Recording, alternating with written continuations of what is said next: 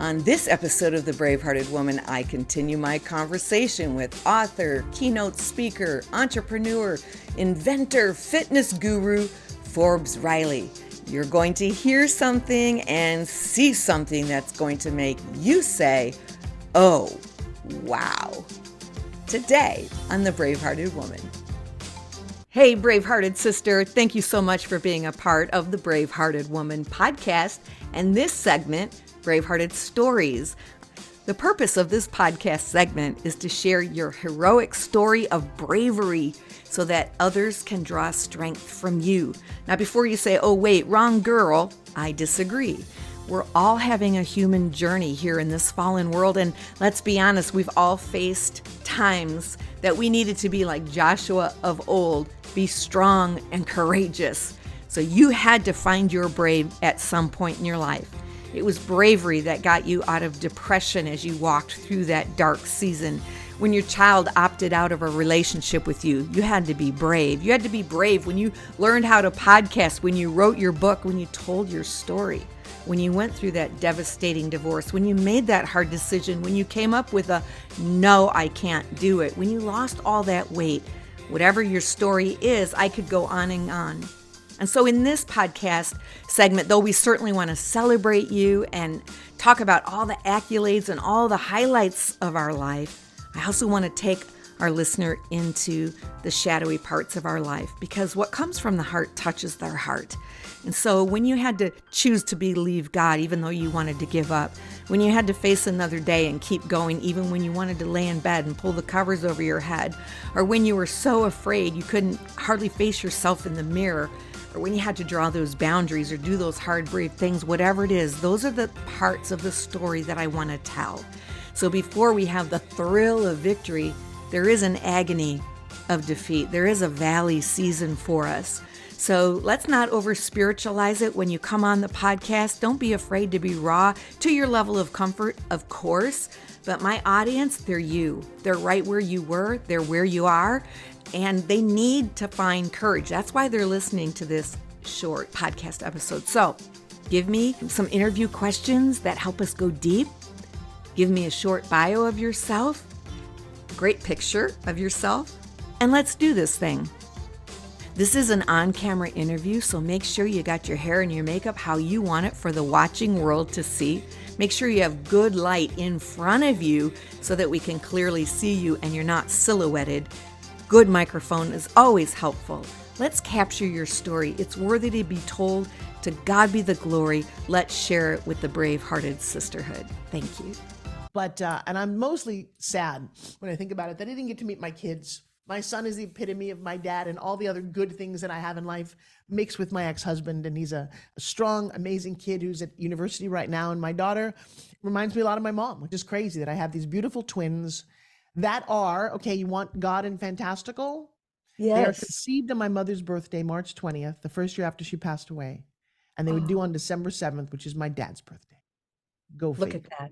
Go figure. Look at that. I'm a big believer in signs, literally signposts. I can't express to you how clearly, if you look, the signs appear everywhere. They're there. I know they're. It's not just, I don't have a special connection to the universe, but I notice them. And I've always noticed them. And I love that. Some people are very oblivious. They're very earthbound and they go about their daily life.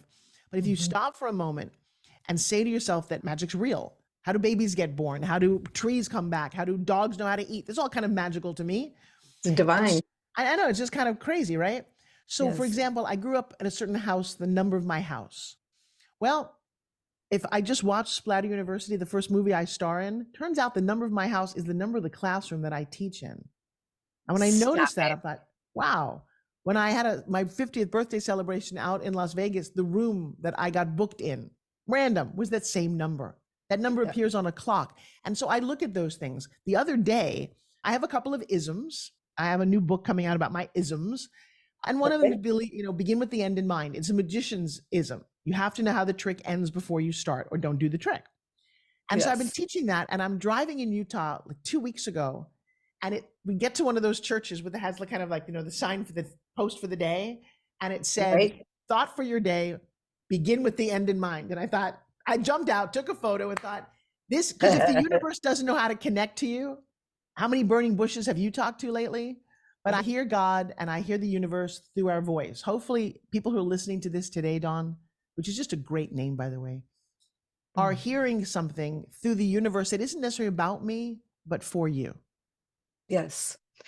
That's why I just wanted my audience to get an opportunity to get a taste of Forbes Riley and Dawn Damon, if you will, too, because I believe, and shifting gears a little bit, women hit their 50s and they start believing a pack of vicious lies that start shredding their faith, their hope, and their belief that there's something still great in their future. Now, I'm 62, so I'm right Oh my under God, and you. you're gorgeous. This is, look at the two of us. We look like freaking Barbies. Right? Yeah. I always wanted Barbie to have red hair, doggone it. And so I was kind of unfortunate when I was younger. I had brilliant red hair, pure white skin in a land of blue-eyed Dutch girls with blonde hair, that silky, wavy blonde hair, and they get tanner than tan in the summer. I just got 17 more freckles and red burnt skin and peeled. It was horrific. And had I known, and I grasped it finally, but had I known that being a redhead was special and that there was something unique and beautiful, I wouldn't have done so much QT and self-tanning and, oh my goodness, the stuff that I had to go through. But there was something about that that made me also become very tenacious and very determined. And I couldn't rely on looks. I had to, utilize creativity in my brain. I'm kind of that big picture person as well. But I wanted the women to know that you're not done when you're 50. Come on. What if you added the word just as I want it after everything you say? Oh, my belly is so fat, just as I want it. Because you are going to reap what you speak. Believe it or not, you're giving your brain a target. You're telling your body, your soul, your mind what direction to go into. And so when I started adding that little tagline, just as I want it, I started changing what I was saying. I will be creative in my 60s. My most significant season of life is still yet ahead of me, just as I want it. My love life with my husband is amazing, just as I want it. What about you?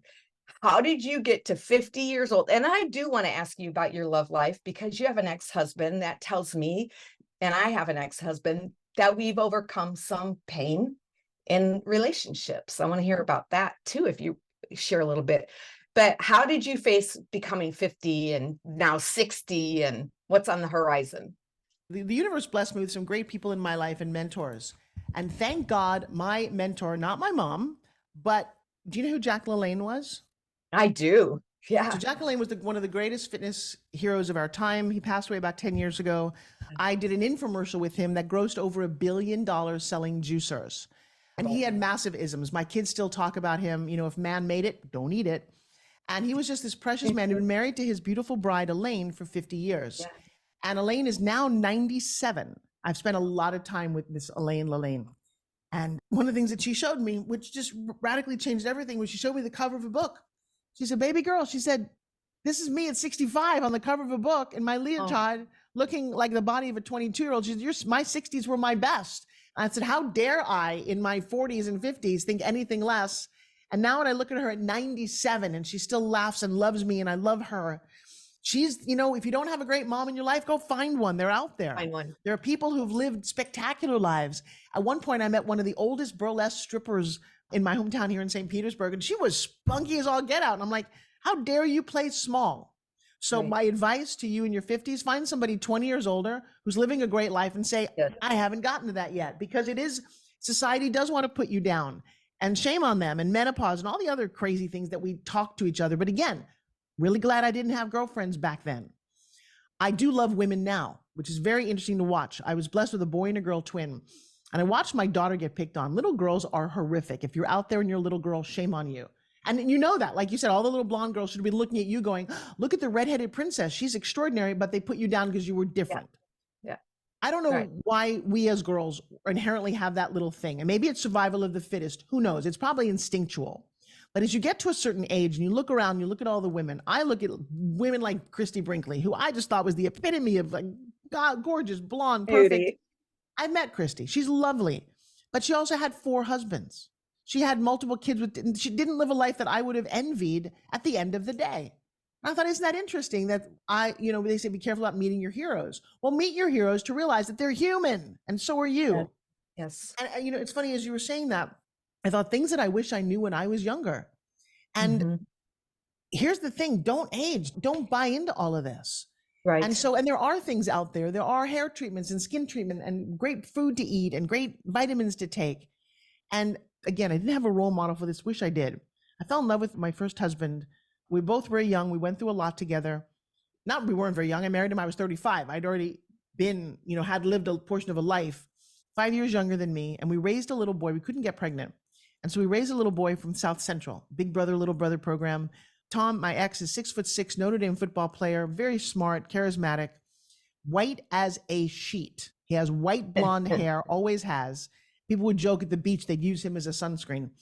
And Dexter Rideout, who we raised, was blacker than my microphone, from South Central, and a spunky, not a great kid when we got him. He had all these misconceptions about white people and privilege, and we knocked that out of him and showed him a great humanity. And he was in my life for 12 years, best man at my wedding, loved this little boy so much.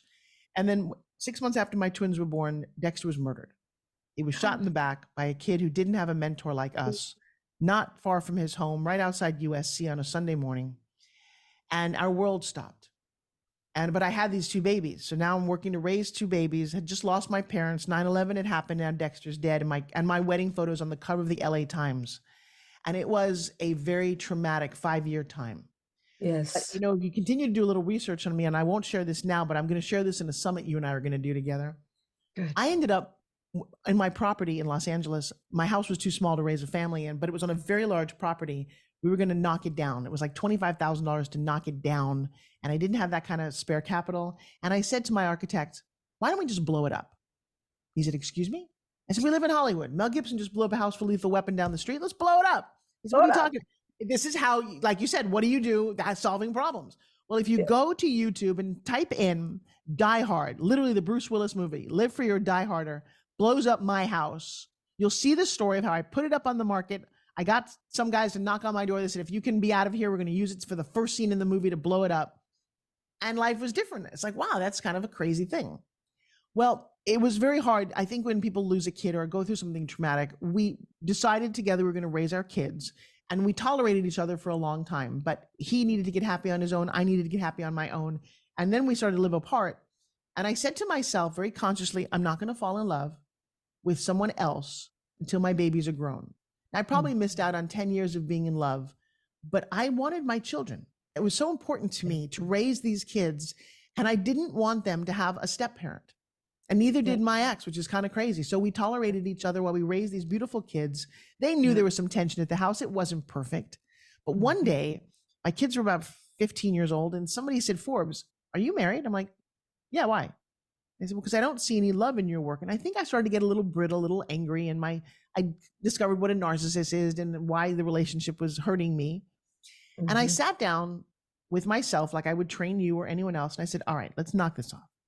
What does it mean to be in love? Do you deserve to be happy? And the answer is you do. Do you deserve to be married again? Do you deserve to have a romance? And then I started to do some research, and I tell you, make a list. I mean, you can share how you're with your husband, but of all the things that you need, because one, you get what you tolerate. I tolerated being unhappy every day for 10 years. And I pretended it wasn't that, but it was eating away at me and had all kind of ramifications on my health. I ended up in the hospital because of it. And then one day I said, all right, here's my list, universe, and 2 more things I want. I don't want just a guy. I want to be a power couple. I want to be like Randy Gerber and Cindy Crawford. I want to be like Gabrielle Reese and Laird Hamilton, or I want to be like Tom Brady and Gisele Bündchen. I want to be in a red carpet. My ex would never walk with me, would never enjoy some of the things I got to do.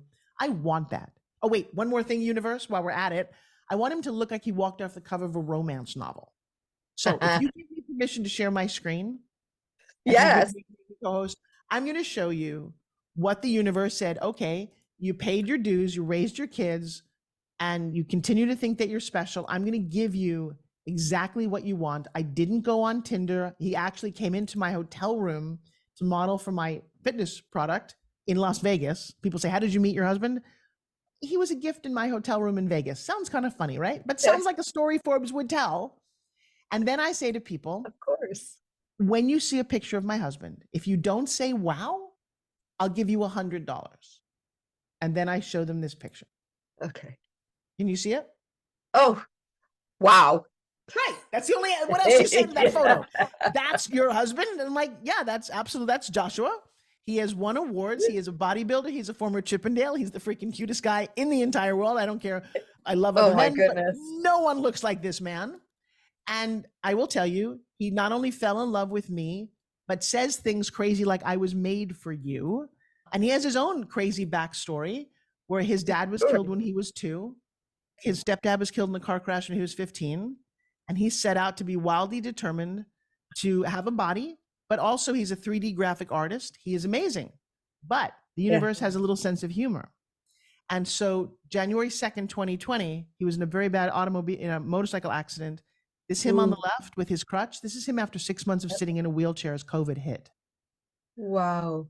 And I told him I'm very much about stories. This is not a before photo. This is an after photo on the right.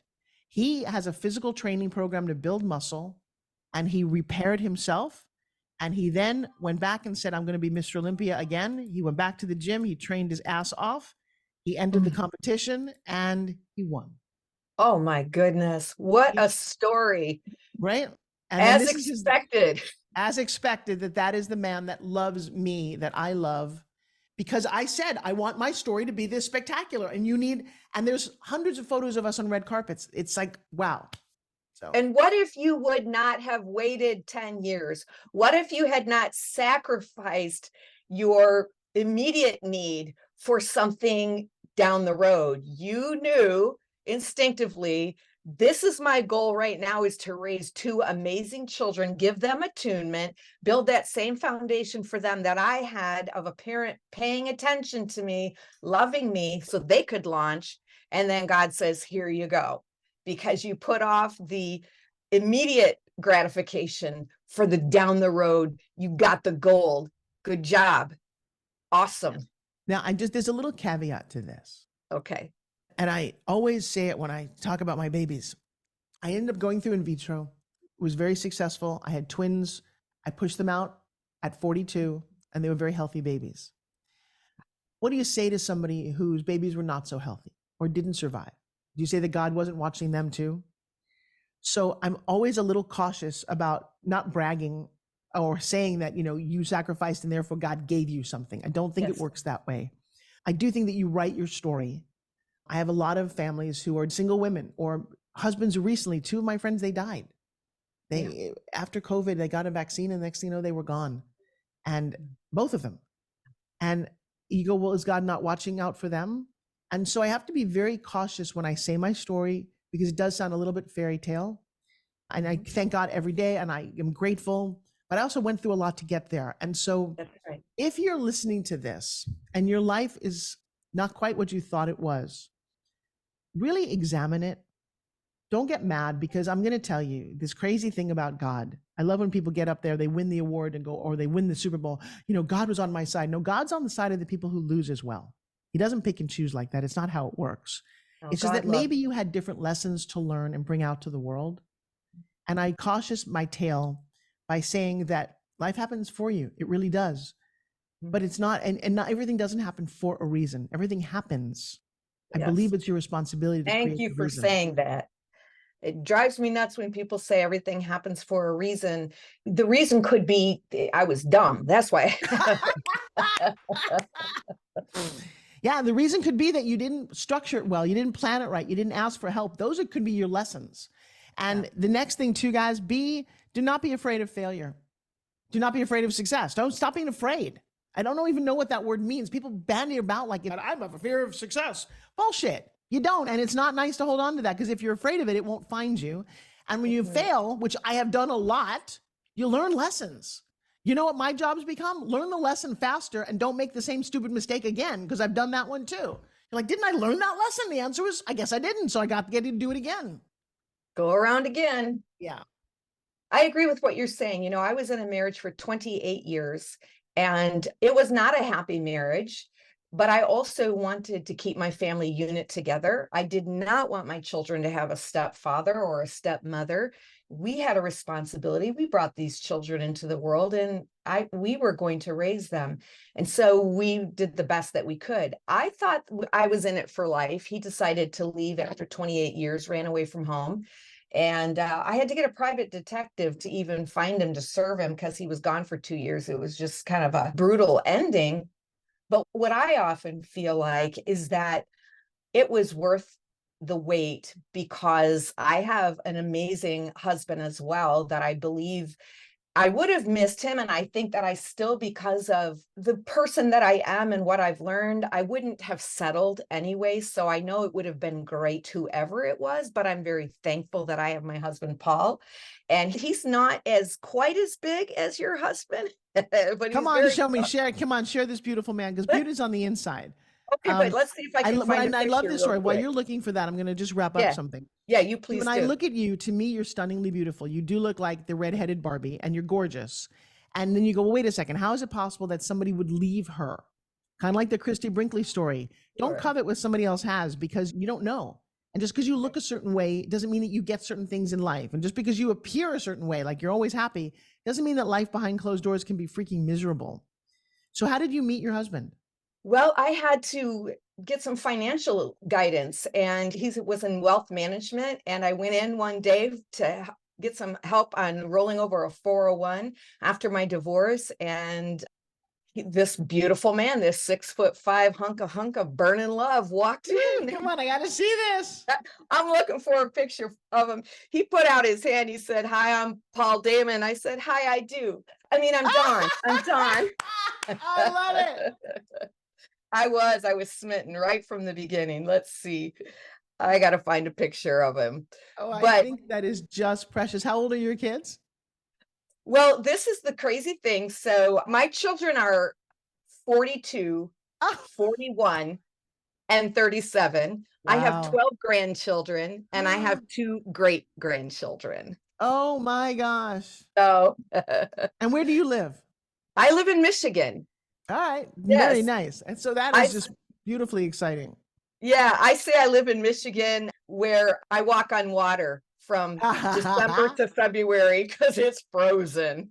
Well, anytime you Let's want to come see. down to Tampa, Florida, it's hot down here. I own a beautiful television studio and I run great live events, and I would love to have you come down. That would be awesome. Oh, look at you. How long ago was that picture taken? Probably about 8 years ago. Why do you look younger now? Well, you know what? I lost weight since then, actually.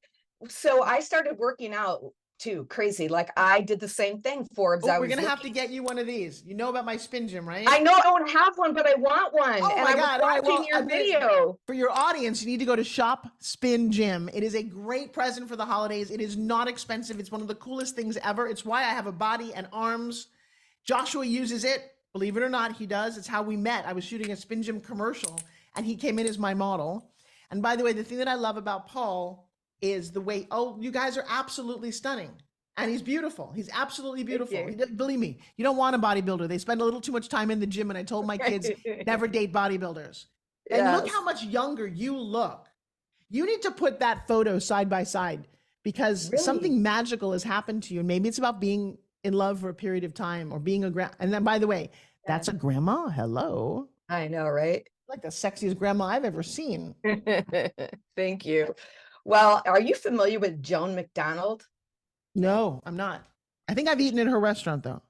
Oh, No, it's a joke. I've never gone to yeah, McDonald's. right. No, she is from the UK, but she's got quite a following. I think she's about 78 years old now. Right. She went into bodybuilding. So there's a before and Oh. an after. And I started following her, watching her, and I said, that's where I'm going, because I'm going to steward this body. We get one body. And Yep. I am not letting it go. No way, no how. In fact, my next book is just getting ready to, it's launched today. The Making of a Bravehearted Woman. I It's love coming it. out today. And Congratulations. thank you. Just another little Yes. side note. I have a book that came out 2 days ago for your grandkids. Okay. Yes, tell us. That it took me 12 years to write. It's called The Candy Witch. And if you go to Amazon, it's available there. What that is, talking about bodies, food, and nutrition, is that I have these beautiful twins. They're about 3 or 4 years old. And man, those guys can knock on more doors at Halloween than you've ever seen. They were like speedboats. They come home with a bucket, 2 buckets of candy. And I have a little bit of a candy issue. You know, I used to eat it as whatever, you know, I had an overweight as a kid. And now I'm looking like unlimited. You know what's funny? I could go to the dollar store, but now it's free. It's in my house. It's unlimited Reese's Pieces and Hershey bars and oh my God, $100,000 that would live in my dining room table, and I would eat it. And in fact, not only would I eat it, but when you're an overeater, I'd be in bed and would go, Reese's Pieces is calling. Come get me. I'm like, no, wait, where? And I realized I had to get it out of the house, like physically get it out of the house.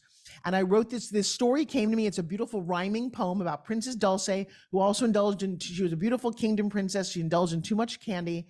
And what it says is that on Halloween, she gets her beauty back if she goes around and each kid can keep 5 pieces of candy, and then they put the rest of it outside and she scoops it up and gives it to wherever, throws it out. I don't care what you do with it. But like the Tooth Fairy, leaves money in exchange that you can go buy something that's really precious to you and not have your teeth fall out. And it is called The Candy Witch by Forbes Riley. It's on Amazon. It just launched 2 days ago. I have been telling this story for a decade. And then I finally got somebody who could illustrate it. I fell in love with the illustration and I just kept forgetting to get it published. Today is the day. So you and I have 2 books, BraveHeart, Candy Witch. How do we find your book?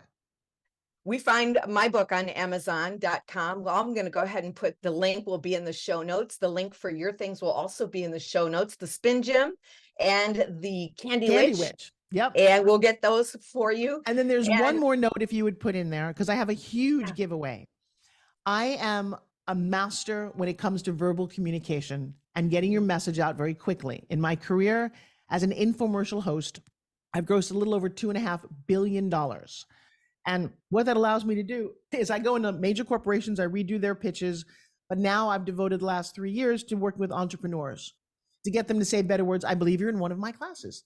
And they're fun. Yes. So there's a free gift called www free gift from Forbes, where you can get the template. But the big giveaway right now is at 1minutetomillions.com, where you get the entire training, but you also get this super bonus. In January, I'm doing a 5-day live, I've done this many times, boot camp for 1 minute, and you get a free ticket to that. So it's probably about $5,000 of stuff for one tiny little price. It's like, oh, wow. It's so worth it. Yeah, and I'm only doing that for a short period of time through the holidays because I'd love 10,000 people to be in boot camp this time. Because when you can up-level your communications, you get a podcast, you fall in love with the people that you want, you're living your dream, whatever it is that you want, you understand how to go for it. And you asked me that at the very beginning of the interview. How do I figure out how to get what I want?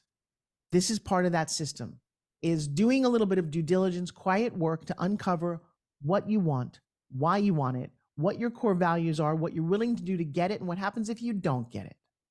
Beautiful. Well, this has been such a treat, and I am so thankful that you took time out of your amazingly busy schedule or fully engaged life to spend a few moments with us and our audience. Friends, you've heard it here today. You can live by default or you can live by design. You can architect a future that is great and amazing. We might look at Forbes and say, oh, she had a charmed life. But did she, or did she design a life and believe in the gifts that were inside of her and take the risk? I know many times we didn't get a chance to talk about it, but you even put up your own finances and you took those leaps of faith. And today you're sitting in the results of what a life can look like. Friends, make sure you avail yourself to all the things that she has to offer. I'm so thankful you were with us. Just a final word of goodbye. Yeah, well, never goodbye and see you soon. That I would encourage all of you to take a quiet moment after listening to this. Look around your room, look around your life, look at yourself naked in the mirror and say, is this by default or by design? I love how you said that. And if it's not 100% by design, look and just see, where can I make some changes? Who do I need to reach out to? How do I need to say I love you in the mirror? And one of my favorite phrases, and I'll leave you with this, is what we call granting yourself permission. I have a little permission card that I carry everywhere, and it simply says, I hereby, it says your name, so Forbes Riley, looking in the mirror, I'm going to ask you to do this. I hereby grant you permission to and then fill in the blank. So I hereby grant you permission to live an outrageously wonderful, creative, phenomenal, fulfilling life. I hereby grant you permission to go star in a movie next week. I hereby grant you permission to spread love and light everywhere that you go. Whatever it is that you want to achieve, say your name so your subconscious knows you're talking to you, and give it permission. Here's a big one. I hereby grant you permission to let go of the last 25 pounds, or grant you permission to leave the abusive relationship. I hereby grant you permission to completely move out of the country. Whatever it is that you think you want to do, through this process, that one word talking to your brain will change your actions. And then your actions become what you do. And then what you do becomes this wonderful life that I grant and wish to all of you. Thank you. So beautifully said. Thank you. Well, this is Dawn Damon, your BraveHeart activator, and I'm going to leave you like this. I hereby grant you find your brave and live your vision.